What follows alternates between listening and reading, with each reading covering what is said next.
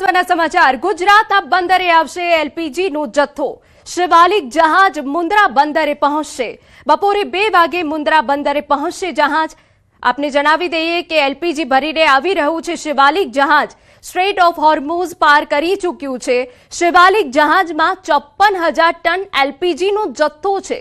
પ્રશાસને logistic તૈયારીઓ પૂર્ણ કરી દીધી હોવાની પણ વિગત છે। ગેસી આ ખેપને તાત્કાલિક અનલોડ કરાશે। દેશમાં વિવિધ જગ્યાએ એલપીજીનો જથ્થો પહોંચાડવામાં આવશે।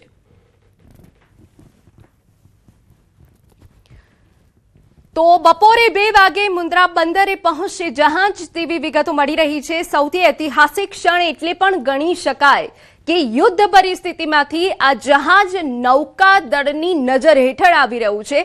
નૌકાદળે આ જહાજને ચારે તરફથી એસ્કોર્ટ કર્યું છે અને તે વચ્ચે આ જહાજ પહોંચશે। આજે ગુજરાત ઉપર આખા દેશની નજર રહેવાની છે, કેમ કે ગુજરાતમાં આજે મોટા પાયે ટન લઈને એલપીજીનો જથ્થો જહાજ મારફતે મુન્દ્રા પોર્ટ પર આવી પહોંચશે। એટલે દેશમાં જે અત્યારે ગેસની અછત સર્જાઈ છે તેને લઈને જે અફરાતફરી છે તેના ઉપર ક્યાંક ને ક્યાંક પૂર્ણ વિરામ મુકાઈ શકે છે। એટલે આખા દેશની નજર આજે એક જ જહાજ પર છે અને એ છે શિવાલિક જહાજ। આજે મેપના માધ્યમથી અમે આપને જણાવીએ કે કેવી રીતે આ જહાજ મુન્દ્રા પોર્ટ પહોંચવાનું છે। સીધા મેપ ઉપર નજર કરીએ। જો અહીંયા શિવાલિક જહાજ છે અને સૌથી ખાસ વાત એ છે આ જહાજની કે જે નૌકાદળની દેખરેખ હેઠળ છે। ચારે તરફથી ભારતીય નેવી દ્વારા તેને કવર કરી લેવામાં આવ્યું છે અને સુરક્ષા વચ્ચે તે મુન્દ્રા પોર્ટ પર પહોંચશે। હવે એ સમય ખૂબ જ નજીક આવી ગયો છે। અંતર હવે ઘટી ગયું છે। દેશવાસીઓની જે આતુરતા છે તે અંતર ઘટી ગયું છે અને ટૂંક જ સમયમાં તે મુન્દ્રા પોર્ટ પર પહોંચી જશે। આપ જુઓ કે ઘણા બધા નોટિકલ માઇલ દૂરથી શિવાલિક જહાજ આવ્યું છે, પણ ભારતીય નેવીની સુરક્ષા હેઠળ કે જે ચારે બાજુથી આ જહાજને એસ્કોર્ટ કરે છે કે જે થોડાક જ સમયમાં હવે મુન્દ્રા પોર્ટ પર આવી પહોંચશે। સૌથી મહત્વની બાબત એ છે કે યુદ્ધ પરિસ્થિતિમાંથી જહાજને બહાર કાઢવું એ ભારતની કૂટનીતિની જીત છે। હાલ જે માહોલ ભારતમાં સર્જાયો છે, ગેસની અછતને લઈને કેટલાક લોકો સ્થળાંતર કરી રહ્યા છે, કેટલાક ધંધા રોજગારો બંધ થઈ ગયા છે, તે વચ્ચે આ ખૂબ મોટા રાહતના સમાચાર છે।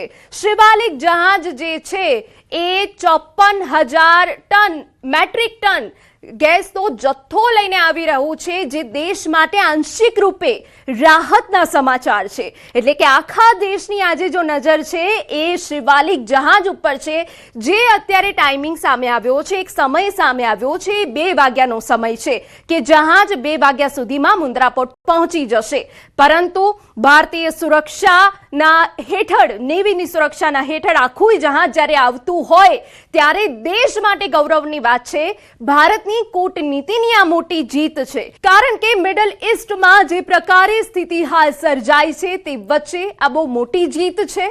ભારત માટે આ ખૂબ જ મહત્વપૂર્ણ ક્ષણ રહેવાની છે, જ્યારે શિવાલિક જહાજ આવશે તેને સન્માન આપવામાં આવશે અને તે બાદ અનેક ગતિવિધિ રહેવાની છે કે આખરે એલપીજીનો જથ્થો કેવી રીતે ડિસ્ટ્રીબ્યુટ કરવામાં આવશે।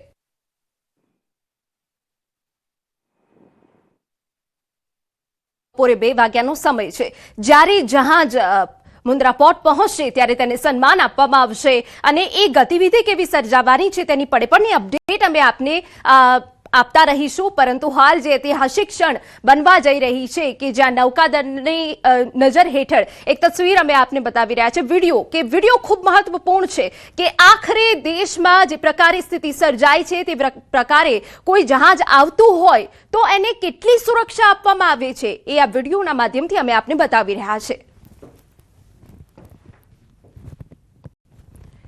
રક્ષા નિષ્ણાંત જયદેવ જોશી આપણી સાથે જોડાઈ ગયા છે ફોન લાઈન પર, તેમની સાથે સીધી ચર્ચા કરીએ। કેપ્ટન, ખૂબ ઐતિહાસિક ક્ષણ છે દેશ માટે, ગુજરાત માટે। જ્યારે યુદ્ધની સ્થિતિમાંથી આખું જહાજ બહાર આવે છે ત્યારે કેવી સુરક્ષા પૂરી પાડવામાં આવે છે એની વિસ્તારથી આપ માહિતી આપી શકો। ડેફિનેટલી અત્યારે જે પ્રકારની સ્થિતિ છે સ્ટ્રેટ ઓફ હોર્મુઝમાંથી આવવાની કે જ્યાં એસિમેટ્રિકલ વોરફેર એટલે કે એ પ્રકારની લડાઈ છે બહુ જ નવી છે। વિશ્વ પહેલી વાર આવી લડાઈ જોઈ રહ્યું છે।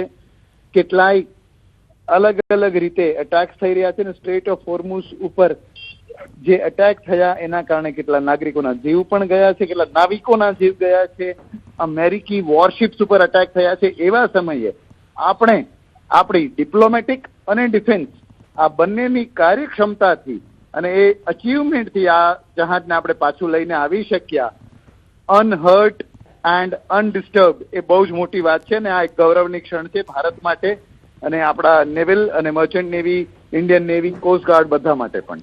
બિલકુલ.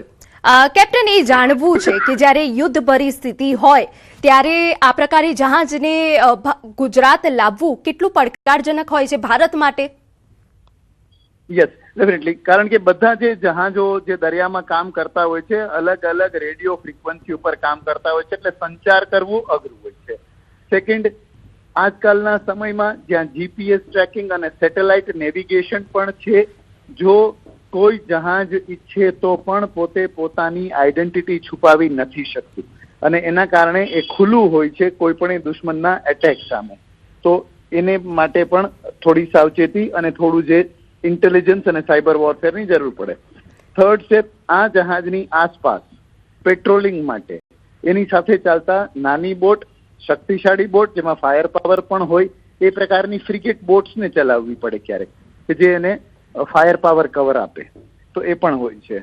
બીજી વાત જે બહુ આપણે ઘોષિત રીતે કહી ના શકીએ પણ યસ ડેફિનેટલી થયું હોય, જ્યારે આ જહાજ ભારતીય નૌસીમામાં ઘૂસે એટલે કે 12 નોટિકલ માઇલ્સ, દરિયામાં આ અંતરને નોટિકલ માઇલ્સ, કિલોમીટરને નોટિકલ માઇલ્સમાં મપાતું હોય છે જે ઘણું વધારે હોય, એમાં ઘૂસે ત્યારેથી જ કોસ્ટગાર્ડ પણ એના પ્રોટેક્શનમાં અને એની સાથે આવી જતું હોય છે. તો આટલા 3-4 લેવલના સુરક્ષાના સ્ટેપ્સ લેવા પડતા હોય છે કોઈ પણ શિપને આવી રીતે સુરક્ષિત લાવવા માટે. બિલકુલ. કેપ્ટન, હવે એક મહત્વનો સવાલ એ છે કે જ્યારે જહાજ મુન્દ્રા પોર્ટ આવી પહોંચશે તે બાદ શું ગતિવિધિ રહેવાની છે? સૌથી પહેલા તો એ જહાજ બરાબર પહોંચ્યું છે કે નહીં એ સર્ટેન થશે, એમાં કેટલા નાવિકો હતા, એ લોકો શું કરતા હતા, એ રોલ અને ડીબ્રીફિંગ. સૈન્યમાં કોઈ પણ જગ્યાએ ડીબ્રીફિંગ એ બહુ મોટો રોલ અદા કરતું હોય છે કે કઈ રીતે આપ ત્યાંથી આવ્યા, આપે ત્યાં શું કર્યું, શું જોયું, જે ડિજિટલ સિગ્નેચર એટલે કે જે મુવમેન્ટ ત્યાંથી થઈ છે એ પણ જોવામાં આવશે અને કેટલાક એસઓપીઝ અને પ્રોટોકોલ્સ કે જો કોઈ હુમલો થાય તો એક સાયરન ડ્રીલ હોતી હોય છે જહાજો ઉપર, એ સાયરન વાગે ને એમણે શું કરવાનું, આ બધાનું રિહર્સ સાથે, પ્રેક્ટિસ સાથે અને આમાંથી લેસન્સ લર્ન કે શું શીખવા મળ્યું અને બીજી વખત આવી રીતે કરવું પડે તો સરળતાથી ને સારી રીતે કેમ કરી શકાય એનું બ્રીફિંગ થશે. બિલકુલ. કેપ્ટન, હવે છેલ્લો સવાલ મારે એ છે કે જ્યારે બંને જહાજો સુરક્ષિત હવે જ્યારે ગુજરાત આવી પહોંચશે ત્યારે આપ ભારત અને ઈરાનના સંબંધોને હવે કઈ રીતે જોવો છો?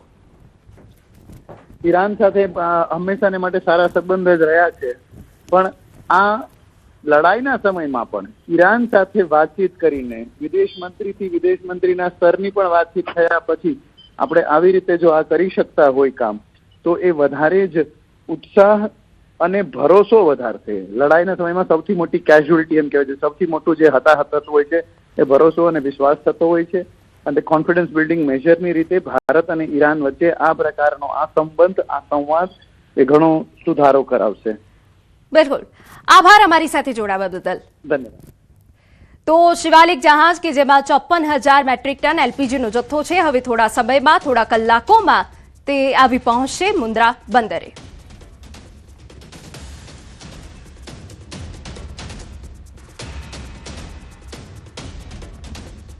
અન્ય મહત્વના સમાચાર પર નજર કરીએ. સમાચાર